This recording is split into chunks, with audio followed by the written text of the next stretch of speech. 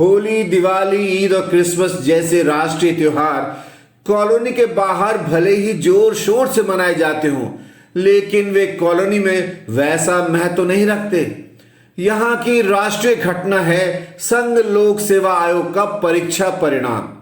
यह जानकारी होते ही कि आज यूपीएससी की प्रारंभिक परीक्षा पीटी का परिणाम आ रहा है, पूरी की पूरी कॉलोनी एक अजीब से सस्पेंस में डूबने उतरने लगती है।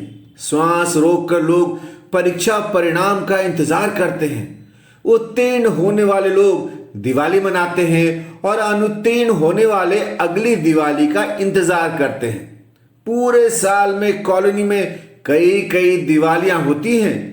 यूपीएससी के 3 चरण होते हैं, साथ ही कई अन्य राज्य लोक सेवा आयोगों के परीक्षा परिणाम भी होते हैं और सभी के 3-3 चरण। अंतिम चरण तक आते आते परीक्षा परिणाम देखने वाले लोगों की संख्या काफी कम रह जाती है। प्रत्येक वर्ष कुछ लोगों का चयन होता है, यूपीएससी में भी और राज्य लोक सेवा आयोगों में भी।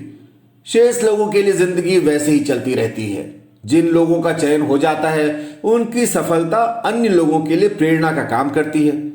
फिर भी सभी लोग तो यूपीएससी में सफल नहीं हो पाते, जबकि राज्य लोक सेवा आयोगों की परीक्षाएं अक्सर कई कई चरणों में संपन्न होने लगती हैं। 3 चरण तो वैसे ही होते हैं, पर कभी कभी किसी एक चरण की परीक्षा रद्द कर दी जाती है, फिर दोबारा परीक्षा होती है। कभी मामला कोर्ट में चला जाता है तो कभी सीबीआई के पास। तो हमारे राज्य लोक सेवा आयोग पब्लिक को नौकरी देने के साथ साथ पूरा मनोरंजन भी उपलब्ध कराते हैं। जनता की सेवा करने की कठिन प्रैक्टिस भी करवाते हैं। प्रतिकूल परिस्थितियों में एक सच्चे लोक सेवक की योग्यता का परीक्षण हो पाता है। वर्ष 2005 में मारू के मित्र मंडली के 2 लोग यूपीएससी में सफल हो गए थे। ओम प्रकाश चौधरी छत्तीसगढ़ राज्य के पहले आईएएस बने तो आकाश देवांगन को भारतीय राजस्व सेवा में सफलता मिली। दोनों ही लोग खाटू दादा और गुलेरी बाबू की बिल्डिंग में रहते थे। इस वर्ष खाटू दादा ने भी यूपीएससी का साक्षात्कार दिया था, लेकिन वे दुर्भाग्यपूर्ण तरीके से सफल नहीं हो पाए। शेष लोगों के लिए कॉलोनी में जीवन आसान नहीं है। गर्मियों में जब भयंकर गर्मी पड़ती है तो जीवन चकाचक हो जाता है। रात में लाइट चले जाने पर टोली बनाकर लड़के दिल्ली विश्वविद्यालय या आर्ट्स फैकल्टी की ओर चल देते हैं। जो लोग कॉलोनी में ही रह जाते हैं उन्हें बार बार फोन लगाकर लाइट की सूचना ली जाती है कि लाइट आई या कि नहीं।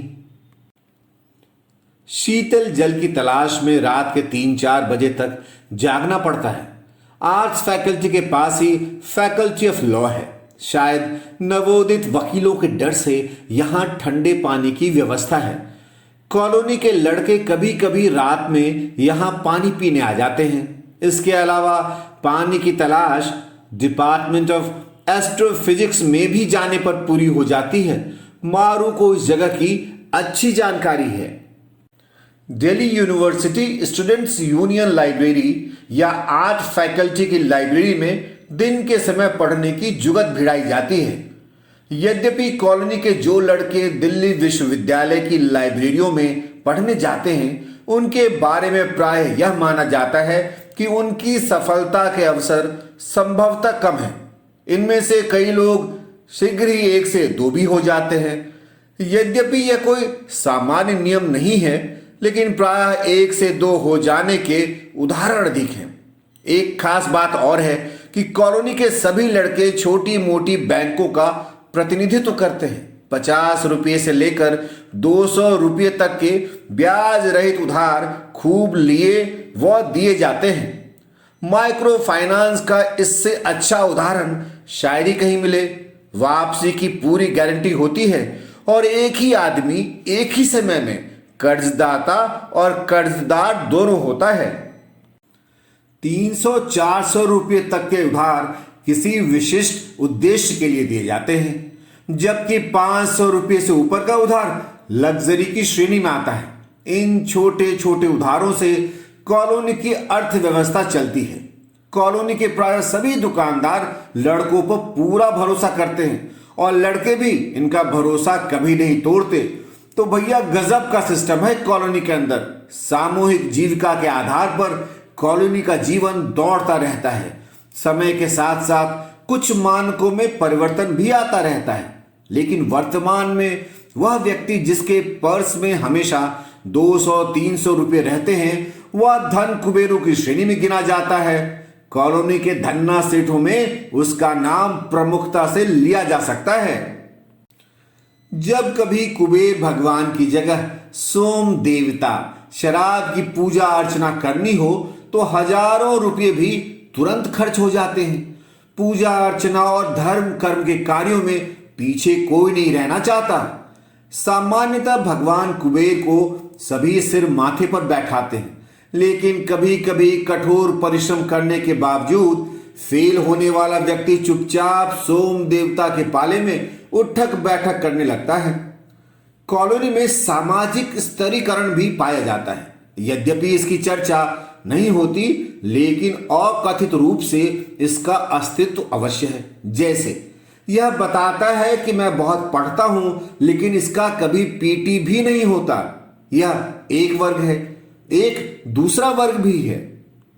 जो लोग वास्तव में गंभीर अध्ययन करते हैं, लेकिन फिर भी दुर्भाग्यवश पीटी उत्तीर्ण नहीं कर पाते, इस वर्ग में भी अच्छी खासी संख्या है। अन्य वर्गों में पीटी उत्तीर्ण करने वाला वर्ग, मुख्य परीक्षा उत्तीर्ण करने वाला वर्ग आदि। इस सामाजिक स्तरीकरण के बावजूद कहीं कोई भेदभाव नजर नहीं आता। सभी प्यार से रहते हैं और एक दूसरे की मदद करते हैं। जो लोग मुख्य परीक्षा उत्तीर्ण करके इससे भी आगे निकल जाते हैं, वे सफल हो जाते हैं। इसके बाद उनका सामाजिक व्यवहार उनके संस्कारों पर निर्भर करता है। उनके अंदर वास्तव में कितना तत्व भरा हुआ है, यह तब पता चलता है।